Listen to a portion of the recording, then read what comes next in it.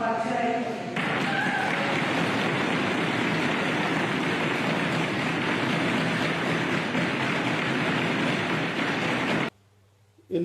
இப்படி செஞ்சிட்டீங்களேம்மா அப்படிங்கிறது அந்த ரியாக்ஷனும் அந்த பார்வையும் நம்ம கூட தானே இருந்தேன். ஏம்மா ஏம்மா இப்படி கவர்மெண்ட்டுக்கு போட்டீங்களே, இது நல்லா இருப்பியாம்மா அப்படிங்கிறது கடையில் என்பிபிக்கு ஆதரவாக போட்டேன்னு அந்த பொம்பளை சொல்லலை. நானும் என்பிபிக்கு ஆதரவாக இது பேசவும் இல்லை. எதுக்கு சொல்கிறேன்னா, மக்களுக்காக நல்ல திட்டம் அதில் இருக்குது, அதனால நாங்கள் போட்டோம் அப்படின்னு அவ சொல்கிறான். எதிர்கட்சிகளாக உட்கார்ந்திருப்பவர்கள் பட்ஜெட் திருத்தி கொண்டு வந்த நேரத்தில் கூட அது என்னடி படிக்காமலே நாங்கள் எதிர்த்து தான் வாக்களிப்போம் என்று சொன்னதாக அந்த பொம்பளையே சொல்கிறாங்க. ஸோ இந்த ஜொஹாரா அந்த புகாரி அப்படிங்கிறவங்க எது நியாயம் என்று படுதோ, மக்களுக்கு நல்லதுன்னு படுதோ அதை செஞ்சிருக்கிறாங்க.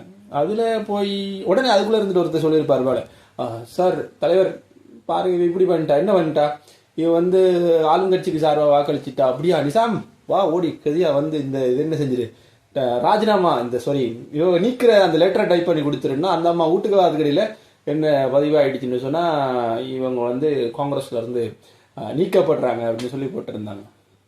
மக்களுக்காக நல்லது செய்கிற ஒரு குரூப். Super super. இப்படியே போயிட்டு இருந்தா மக்கள் கடைசியா அப்படி ஒரு பேரே இல்லாமல் கொண்டு போயிடுவாங்க.